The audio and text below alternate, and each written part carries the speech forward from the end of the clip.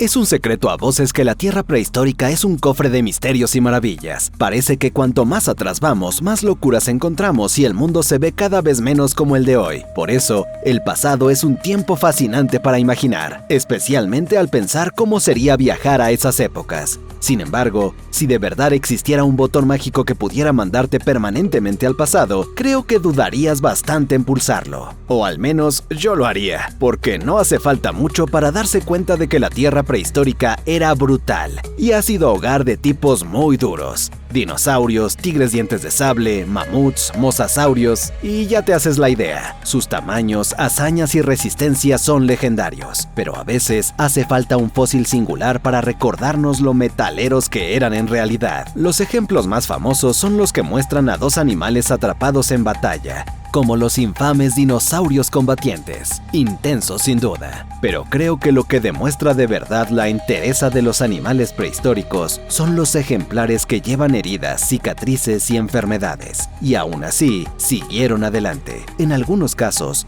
recuperándose del todo, haciéndome sentir fatal por cómo me comporto en los análisis de sangre. Y como los animales prehistóricos estaban tan desquiciados, hay una larga lista de ejemplos a seguir, pero un buen lugar para empezar es con un animal que literalmente le arrancaron la cara y vivió para contarlo. Un prognatodon. Puede que no sea tan conocido, pero pertenecía a los icónicos mosasaurios y fue uno de los miembros más grandes que hayan aparecido. Los ejemplares más largos alcanzaban unos 12 metros, desde el hocico hasta la cola, y pesaban más que ciertas ballenas, así que eran gigantes. Y aún así, entre mosasaurios se les conocía por tener mandíbulas extrañamente enormes, respaldadas por músculos absurdamente poderosos y dientes cónicos del tamaño de navajas, con dientes cerrados y superficies lisas. Por lo tanto, no sorprende que fuera un depredador ápice que tuvo un éxito inmenso en Norteamérica,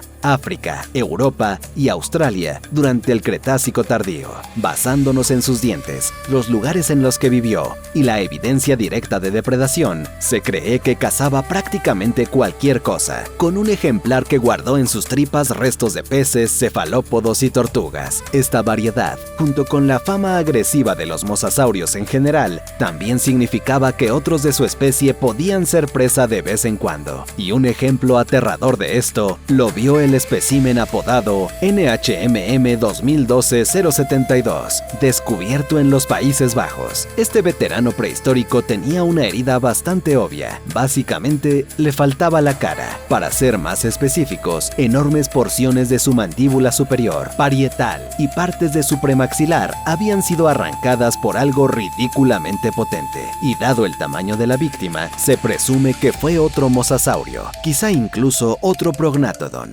intentando canibalizar a nuestro protagonista. Ahora, tómate un segundo e imagina que te destrozan la mandíbula superior. Y no solo eso, sino que estás en la naturaleza, hace millones de años, sin cuidados médicos. Y para colmo, solo tienes aletas, así que ni siquiera puedes cubrir esa herida abierta. No pinta bien, ¿verdad? Para la mayoría de las criaturas, una mandíbula pulverizada sin intervención sería fatal. Pero para este prognatodon, fue solo martes o miércoles, no lo sé. Y a pesar de ese agujero enorme donde debía estar su cara, el ejemplar parece haber sobrevivido mucho tiempo, ya que muestra signos de sanación, tanto en los tejidos circundantes como en los huesos. Sin embargo, la recuperación habría sido un suplicio. Entre la pérdida de sangre, el daño a terminaciones nerviosas y la inflamación intensa que llegó a cortar el flujo sanguíneo en ciertas áreas, lo que también llevó a que partes de su rostro se convirtieran en tejido muerto. Más tarde surgirían problemas cuando las bacterias se filtraron por la herida, causando infección. Y aunque el prognatodon sobrevivió a la herida física durante un extenso periodo, posiblemente más de un año, parece que la infección bacteriana posterior fue su perdición.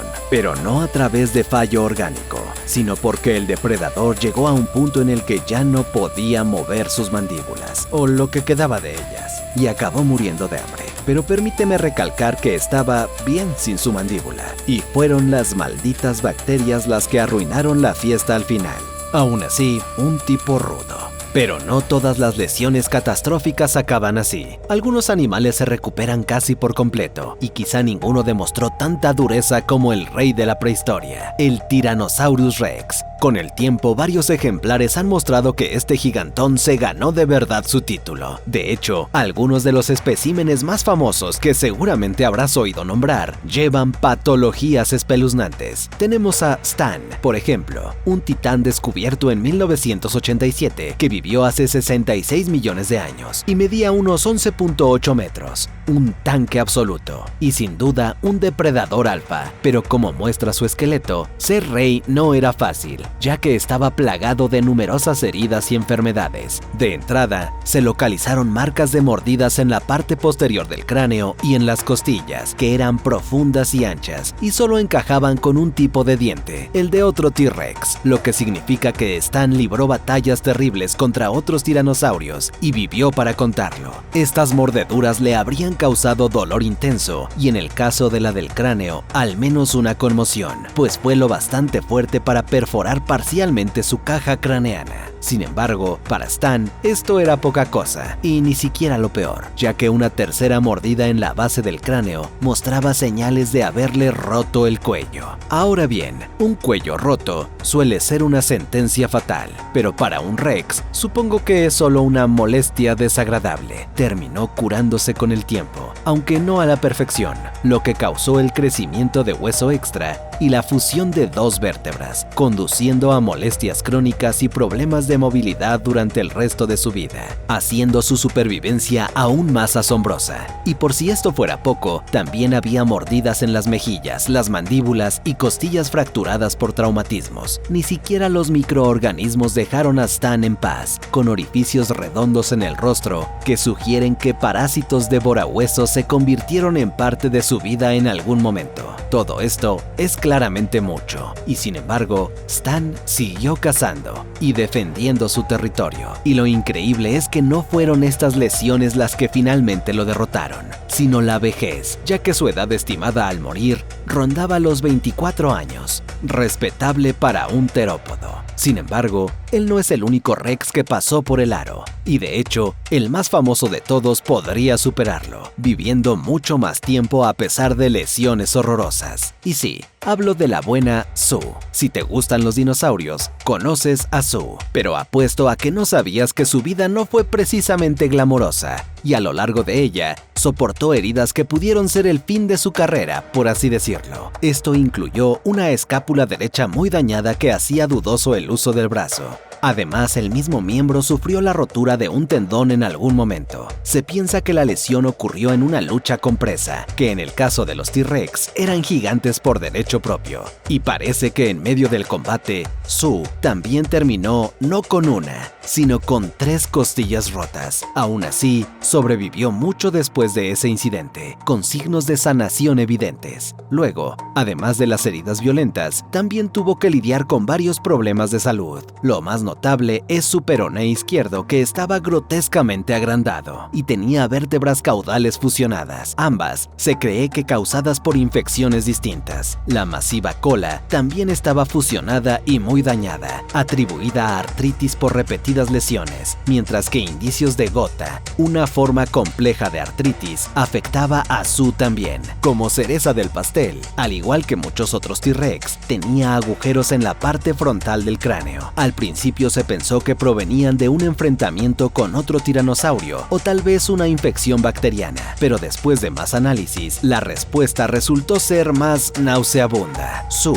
probablemente tenía una infestación de parásitos que se metieron en su mandíbula y se alimentaban de su titánico cráneo. Con toda esta patología, es increíble que pudiera mantenerse en pie y no digamos prosperar, pero eso fue lo que hizo, alcanzando la madurez completa y un tamaño enorme, de más de 12.3 metros de longitud, pesando unas 14 toneladas, haciendo que un elefante africano parezca un camarón. Y en último gesto desafiante de sus lesiones, Sue terminó viviendo durante muchísimo tiempo, relativamente hablando, falleciendo a los 33 años, lo que hace de esta Rex el ejemplar más viejo recuperado hasta ahora. Vaya vida más intensa.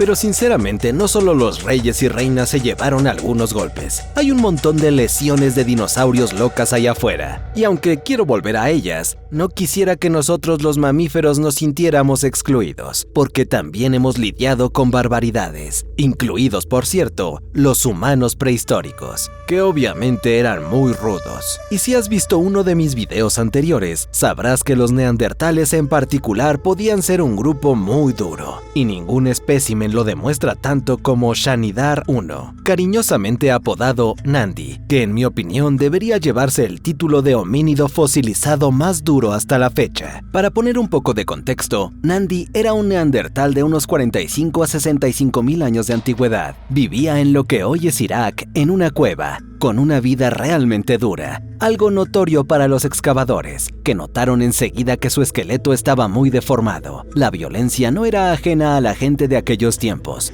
y parece haber sido responsable de algunas de sus dolencias, incluida una de sus lesiones más destacadas, ocurrida temprano en su vida, un golpe aplastante en la cabeza, posiblemente por un arma contundente. Digamos que no fue que chocó con una pared, sino un golpe violento. En el lado izquierdo de su cráneo no solo se destrozó su órbita ocular, dejándolo ciego de ese ojo, sino que también se le provocó una lesión cerebral traumática permanente que causó diversos problemas de desarrollo y daño en la parte del cerebro encargada de controlar el lado derecho. Esto, a su vez, pudo haber provocado cierto grado de parálisis que contribuyó a otro problema mayor observado: su brazo y pierna derechos extremadamente encogidos y atrofiados, algo que también se atribuye a una enfermedad degenerativa. Vivir así ciertamente no fue fácil, ya que la atrofia de los miembros lo hacía más propenso a accidentes y lesiones, lo cual se reflejaba en los brazos deformados que mostraban signos de haberse fracturado en más de un lugar, quizá por una caída, y esto deterioraba aún más su función muscular. Y aunque se recuperó de esto, parece que la fractura condujo directa o indirectamente a la pérdida de su antebrazo y mano, que faltaban y quizá fueron amputados quirúrgicamente. Así que no empezamos bien con Andy, y por desgracia para él,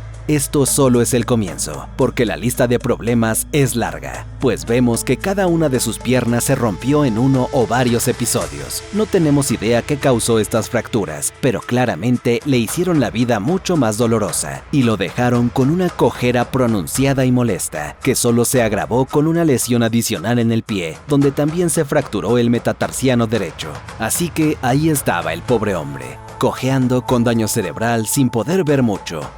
Y además era casi sordo, pues tenía exostosis o lesiones que bloqueaban completamente el conducto auditivo derecho y le cerraban parcialmente el izquierdo. En conjunto, todo esto lo dejó limitado en muchos de los sentidos de los que obtenemos placer, y en cierto modo, ni siquiera su gusto se salvó, pues posiblemente para compensar la limitada funcionalidad de su brazo, Nandi aparentemente usaba mucho más los dientes como herramientas para sujetar o desgarrar objetos, lo que hizo que se desgastaran seriamente y le causaran sensibilidad al frío y el calor, dándole mala mordida y desde luego una mandíbula adolorida y dolores de cabeza, haciendo que incluso comer fuera difícil. A estas alturas realmente no necesitaba más problemas, pero adivina, su cuerpo también mostraba signos de padecer HEDI, acrónimo de hiperostosis esquelética idiopática difusa, una condición en la que se producen calcificaciones o formaciones óseas anormales en varias partes del cuerpo, lo que provoca dolor, rigidez y más problemas de movilidad. Así que en definitiva, no hace falta ser un genio para deducir que Nandi debería haber muerto muy pronto. Y sin embargo, no murió joven, pese a todos sus problemas. Esto dice dos cosas: alguien le debía muchos tragos y recibió ayuda, porque no hay forma de que un neandertal, y mucho menos un Homo sapiens, sobrevivan solos con semejantes heridas, que hacían de su día a día insoportable y le impedían tareas simples. Y sabemos que en realidad no vivía solo, ya que la cueva en la que se le encontró contenía al menos a otros 10 individuos que presumiblemente ayudaron a cuidarlo, y se puede argumentar que esto también demuestra que su supervivencia requirió un grado de empatía y cariño.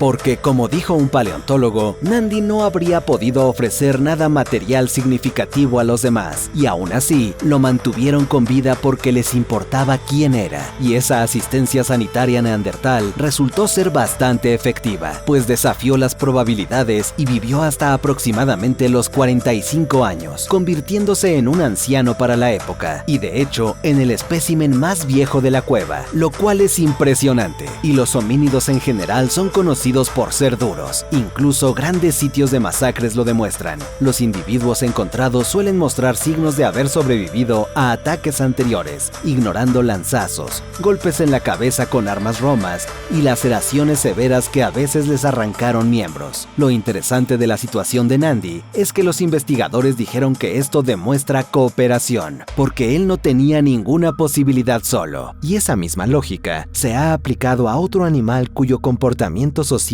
ha sido objeto de debate, el Smilodon. Porque sí, al igual que el rey del Cretácico, el rey de la Edad de Hielo también pudo pasarlo mal, y ningún lugar lo muestra mejor que los pozos de alquitrán de la Brea, una trampa para depredadores que hasta la fecha ha producido más de 8,000 casos de paleontología. Entre ellos encontrarás infecciones bacterianas, dientes rotos por morder demasiado fuerte, huesos fracturados, etc. Pero hay un espécimen entre el montón que sobresale, y a menudo se le considera el ejemplo más llamativo de esto en la Brea, el LACMHC 131. Se trata de una pelvis de Smilodon fatalis, descubierta en la década de 1930, que puede resumirse como deforme, con la cadera derecha claramente grotesca y en forma muy destruida, mientras que el lado izquierdo se mantenía bastante normal, dándonos un buen contraste de lo maltrecha que estaba esta pelvis. Al principio, se creyó que una lesión traumática había lisiado al Smilodon, pero tras escaneos recientes, la causa se ajustó a un devastador defecto de nacimiento. Desde la infancia, la pelvis empezó a remodelarse, con el acetábulo y la articulación de la cadera muy afectados,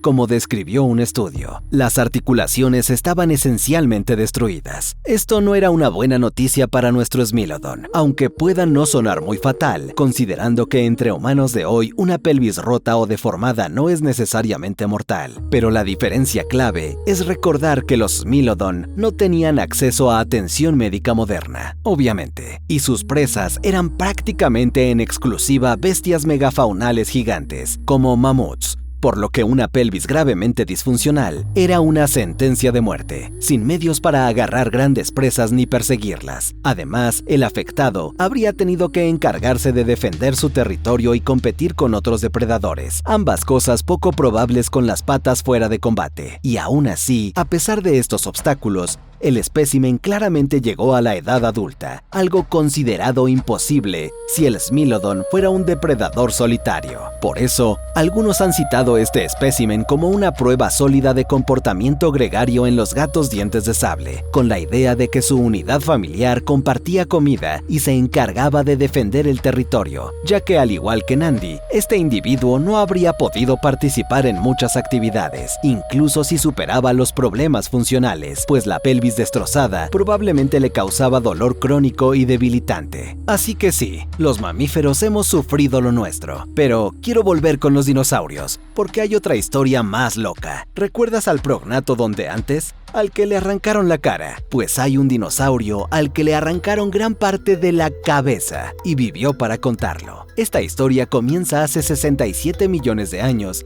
en la región de Hell Creek e involucró a un Edmontosaurus annectens, un hadrosaurio a menudo subestimado, pero que no debería serlo, porque los adultos eran gigantes, con individuos que rivalizaban con el tamaño de los elefantes y eran muy resistentes, como demuestra nuestro ejemplar, que llegó en forma de cráneo, o mejor dicho, parte de un cráneo, porque un enorme trozo había desaparecido. Para ser precisos, una sección de su hemisferio cerebral derecho fue violentamente removida, con grandes marcas de arrastre alrededor de la herida que indican que la mordida de un poderoso triturahuesos fue la culpable, y la zona afectada no era solo ancha, sino profunda, posiblemente exponiendo partes del tejido blando que había debajo. Así que tal vez podías adentrarte en la mente de un dinosaurio. Fuera de broma, catastrófico es poco decir. Probablemente fue incluso peor que una simple remoción de hueso, ya que junto al cráneo encontraron un parche de piel y carne fosilizadas que provenían de encima del ojo derecho de la víctima y que parecía haber sido arrancado limpiamente, posiblemente perdiendo también su ojo. Es como recibir un golpe tan fuerte que tu hueso sale volando de tu cuerpo y se lleva un montón de carne y piel consigo. Asqueroso, ¿no? Pero ¿quién podría hacer algo tan devastador a un gigante del tamaño de un elefante en Hell Creek? Pues realmente solo hay una opción. Un tiranosaurio le mordió la cara. Recibir un mordisco en la cabeza de un T-Rex supondrías que es fatal, y sin embargo, no en este caso, ya que el Edmontosaurus mostró claros signos de crecimiento óseo y cicatrización, lo que indica un caso real de depredación fallida en el Cretácico tardío, a pesar de que su cabeza casi fuera arrancada. Así que sí,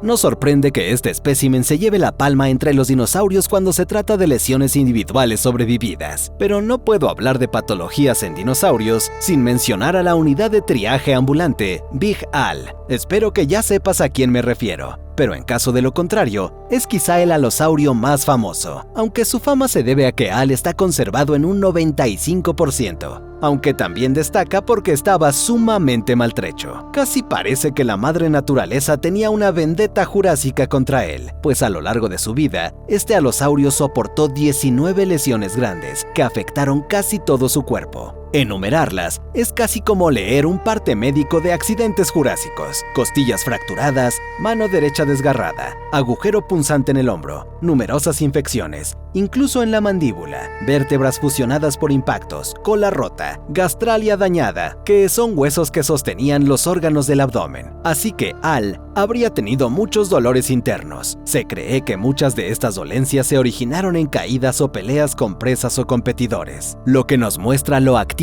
que era la vida de un alosaurio y lo duros que eran, ya que ninguna de las lesiones mencionadas lo mató. Sin embargo, una finalmente lo hizo, la 19ª, un pie izquierdo gravemente roto que probablemente ocurrió durante otra cacería. Los huesos fracturados habrían limitado a Al, pero los verdaderos problemas empezaron cuando la herida se infectó tanto que el hueso comenzó a pudrirse y exudaba pus, haciendo que caminar fuera muy difícil o imposible. Y Big Al acabó muriendo de hambre al no poder cazar. Lo irónico es que años después del descubrimiento de Al, se encontró un segundo alosaurio bien conservado, al que también llamaron Big Al. Así que tuvimos Big Al 2. Y resulta que este segundo también estaba lleno de heridas, como muestra un diagrama detallado. Similar al número 1, se piensa que este ejemplar obtuvo sus cicatrices en batallas con presas y rivales, con algunos daños faciales atribuidos a mordiscos de otros alosaurios. Pero a diferencia del original,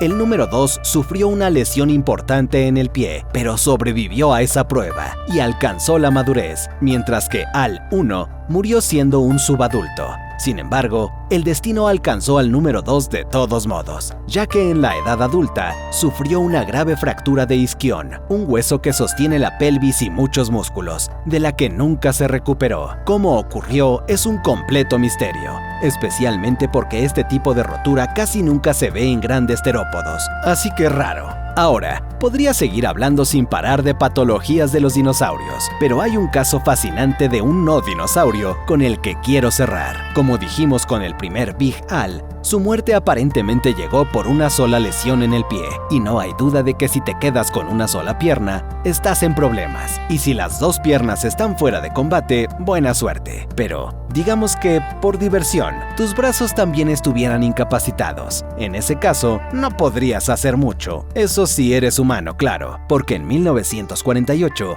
los paleontólogos se toparon con un ejemplar que desafió esas probabilidades, un Smilodon único en su clase. Cuando se descubrió, no fueron sus patologías las que captaron la atención del equipo, sino el tamaño y la preservación del animal en cuestión, que era un fitosaurio gigante del Triásico que podía rivalizar con los megacocodrilos del Jurásico y Cretácico, con adultos que medían hasta 12 metros. Y ser un fitosaurio de ese tamaño significaba que este espécimen habría sido una robusta máquina manera de matar. Eso sí, y es un gran sí, no hubiera sido por algunas lesiones bastante limitantes. A lo largo de su cuerpo titánico, el equipo encontró no 1, sino 8 huesos en mal estado cubiertos ampliamente de exostosis, que si recuerdas, son crecimientos óseos que pueden ocurrir tras un trauma directo, destacando que este fitosaurio sufrió varias fracturas que luego se infectaron. Nada demasiado loco comparado con otros ejemplos hasta ahora, pero lo que era muy extraño y desafortunado para el fitosaurio era que los 8 huesos afectados estaban concentrados en las extremidades, literalmente en las 4.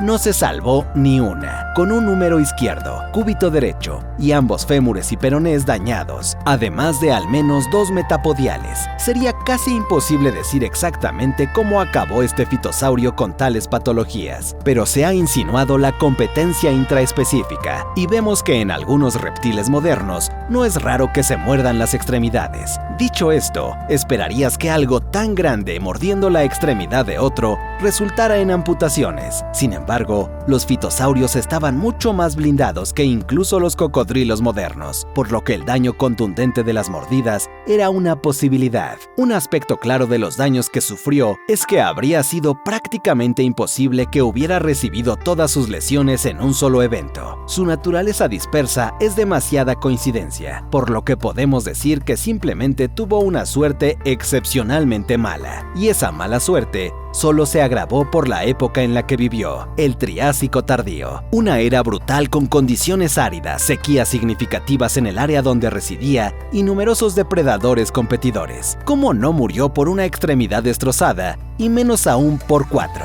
pues es un milagro prehistórico. Y no solo sobrevivió en ese estado durante unos días, sino durante al menos varios meses dolorosos, y eso solo después de recibir su última herida. Es decir, podría haber estado viviendo con 2 o incluso 3 extremidades lesionadas durante años, quizá beneficiándose de su estilo de vida semiacuático. El equipo también suponía que se beneficiaba de las tasas metabólicas más bajas observadas en los fitosaurios, lo que le permitía vivir mucho más tiempo de lo que esperarías de un mamífero. Sin embargo, ventajas aparte, este individuo debió ser una absoluta mole para seguir adelante con todas esas lesiones que acumuló, y se la cita habitualmente como el espécimen más patológico de todo el Triásico, un logro que honestamente no envidio, y que demuestra una vez más lo absurdamente resistentes que eran los animales prehistóricos. Gracias por ver este video de Zoo Extinto. Nos vemos en el próximo.